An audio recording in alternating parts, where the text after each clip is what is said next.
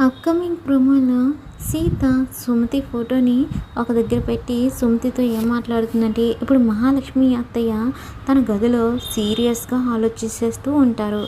సడన్గా కుర్చీ మీద నుంచి గంభీరంగా పైకి లేచి అటు ఇటు పచారీలు చేస్తూ ఉంటారు. ఆ తర్వాత గాలిలోనే లెక్కలు వేస్తూ ఉంటారు. ఆ తర్వాత కళ్ళు పెద్దవి చేసి చూస్తారు. ఆ తర్వాత పళ్ళు పటపటామని కొరుకుతూ ఉంటారు. అప్పుడు తన చేతికున్న రింగ్ని బొంగరంలా తిప్పుతూ ఉంటారు.